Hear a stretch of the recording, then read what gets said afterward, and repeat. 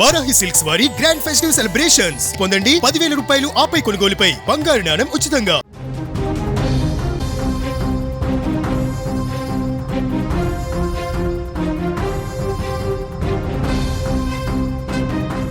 Hyderabad టోలీ చౌకీలో road ప్రమాదం చోటు చేసుకుంది. బైక్ స్కీట్ కావడంతో బస్సు కింద యువకుడు పడినట్లుగా తెలుస్తోంది. యువకుడి పైనుంచి కూడా ప్రైవేట్ బస్సు వెళ్లినట్లుగా తెలుస్తోంది. ఈ ప్రమాదంలో యువకుడు అక్కడికక్కడే మృతి చెందాడు. యువకుడు డెలివరీ బాయ్గా కూడా పనిచేస్తున్నట్లు సమాచారం అయితే అందుతోంది.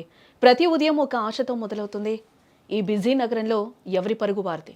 కొందరు గమ్యం చేరడానికి పరిగెడితే మరికొందరు కుటుంబాన్ని పోషించడానికి పరిగెడతారు.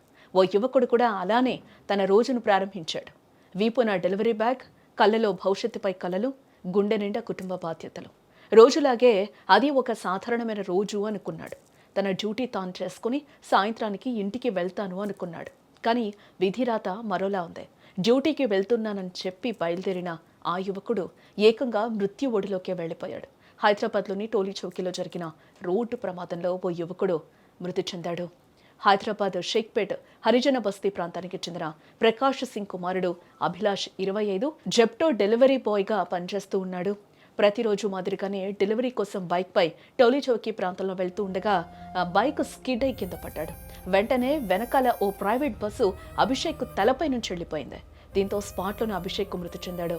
ఇదిలా ఉంటే రోడ్డుపై మృతదేహం పడున్నా రోడ్డుపై వెళుతున్న వాహనదారులు పట్టించుకోకుండా వెళ్లిన తీరు మానవత్వం ఉనికినే ప్రశ్నార్థకంగా మార్చింది ఇక్కడ అని కూడా మనం చెప్పుకోవచ్చు. ఇకపోతే మన దేశంలో డెలివరీ స్టార్టప్లు క్విక్ కామర్స్ పై ఫోకస్ చేసిన సంగతి తెలిసిందే.